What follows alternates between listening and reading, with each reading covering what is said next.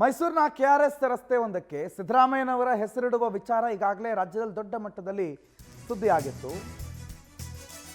ಆ ರಸ್ತೆ ಪ್ರಿನ್ಸೆಸ್ ರಸ್ತೆ ಅಂತ ಸ್ಟಿಕ್ಕರ್ ಅಂಟಿಸಿ ಪೂಜೆ ಮಾಡಿದ್ರು. ನಿನ್ನೆ ವಿವಿಧ ಸಂಘಟನೆಗಳು ಪ್ರಿನ್ಸೆಸ್ ರಸ್ತೆ ಅಂತ ಸ್ಟಿಕ್ಕರ್ ಹಾಕಿದ್ರು.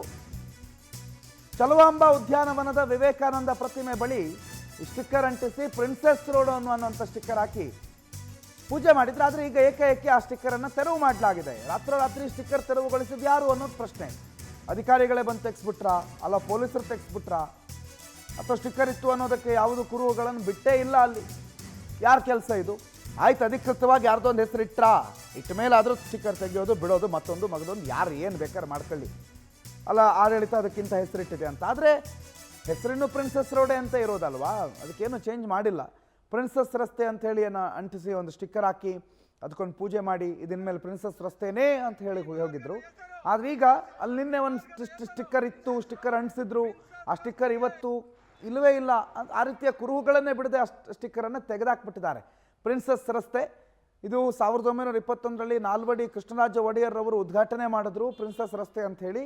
ಆ ರಸ್ತೆಗೆ ಈಗ ಸಿದ್ದರಾಮಯ್ಯನವರು ಹೆಸರಿಡೋದಕ್ಕೆ ಕೊಟ್ಟಿದ್ದಾರೆ. ಅದಕ್ಕೆ ವಿರೋಧ ಅನ್ನೋ ಕಾರಣಕ್ಕೆ ಮತ್ತೊಮ್ಮೆ ಪ್ರಿನ್ಸೆಸ್ ರಸ್ತೆ ಅನ್ನೋದನ್ನು ಸ್ಟಿಕ್ಕರ್ ಮುಖಾಂತರ ಅಂಟಿಸಿದ್ರು. ಅದರ ರಾತ್ರೋರಾತ್ರಿ ಅದನ್ನು ಕಿತ್ತಾಕಿದ್ದಾರೆ. ಯಾರು ಕಿತ್ತರು? ಯಾರೋ ಸಿದ್ದರಾಮಯ್ಯನವರ ಅಭಿಮಾನಿಗಳು ಕಿತ್ರ, ಕಾಂಗ್ರೆಸ್ ಪಕ್ಷದವರು ಕಿತ್ರ, ಅಥವಾ ಅಲ್ಲಿನ ಸ್ಥಳೀಯ ಅಧಿಕಾರಿಗಳು ಕಿತ್ರ ಗೊತ್ತಿಲ್ಲ. ಬಟ್ ಸ್ಟಿಕ್ಕರ್ ಅಂತೂ ರಾತ್ರೋರಾತ್ರಿ ಕಿತ್ತು ಬಿಟ್ಟಿದ್ದಾರೆ. ಯಾರು ಕಿತ್ತರು, ಯಾಕೆ ಕಿತ್ತರು ಅನ್ನೋ ಪ್ರಶ್ನೆಗೆ ಇನ್ನಷ್ಟು ಉತ್ತರ ಸಿಗಬೇಕಿದೆ.